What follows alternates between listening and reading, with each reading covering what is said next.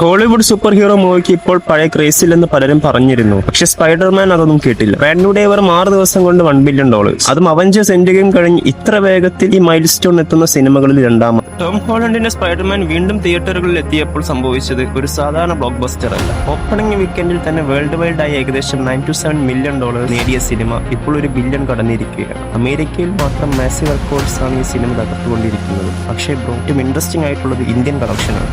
ഇന്ത്യയിൽ Spiderman brand new ഡേയുടെ opening തന്നെ ചരിത്രം കുറിച്ചു. ഡേ 5 എത്തുമ്പോഴേക്കും ഇന്ത്യ നെറ്റ് കളക്ഷൻ ഏകദേശം 280 crore കടന്നതായി റിപ്പോർട്ട് വരുന്നു. ഗ്രോസ് കളക്ഷൻ 350 crore അതുകൊണ്ട് തന്നെ സ്പൈഡർമാൻ ഇപ്പോൾ ഇന്ത്യയിൽ ഹയസ്റ്റ് ഗ്രോസിംഗ് ഹോളിവുഡ് മൂവീസിന്റെ ടോപ്പ് 5 കയറിയിരിക്കുക. അതാണ് ഏറ്റവും ഇൻട്രസ്റ്റിംഗ് കാര്യം. ഒരു ഇംഗ്ലീഷ് സൂപ്പർ ഹീറോ മൂവിക്ക് ഇന്ത്യയിൽ ഇത്ര വലിയ തിയേറ്ററിക്കൽ റെസ്പോൺസ് കിട്ടുന്നത് തന്നെ വലിയ സംഭവം. പക്ഷെ എന്തുകൊണ്ട് സ്പൈഡർമാൻ മാത്രം ഇങ്ങനെ പെർഫോം ചെയ്യുന്നത്? ഒന്നാമത് ടോം ഹോളണ്ടിന്റെ സ്പൈഡർമാൻ, രണ്ടാമത് നോവേ ഹോം ഉണ്ടാക്കിയ മാസീവ് ഇമോഷണൽ കണക്ഷൻ, മൂന്നാമത് സ്പൈഡർമാൻ എന്ന ക്യാരക്ടറിന്റെ പോപ്പുലാരിറ്റി. നമ്മുടെ ചൈൽഡ്ഹുഡ് മുതൽ ഗെയിംസ്, കാർട്ടൂൺസ്, പഴയ സിനിമകൾ, സ്പൈഡർമാൻ എന്ന പേര് പല ജനറേഷന്റെയും ഫേവറേറ്റ് ആണ്. അതുകൊണ്ട് മാർവൽ ഫാറ്റീഗ് ഉണ്ടെങ്കിലും സ്പൈഡർമാൻ ഫാറ്റീഗ് ഇല്ലെന്ന് തോന്നുന്നു. ഇനി ഏറ്റവും ഇൻട്രസ്റ്റിംഗ് കാര്യം എന്താണെന്ന്, ഇന്ത്യയിൽ August 7 മുതൽ IMAX റിലീസ് കൂടി വരികയാണ്.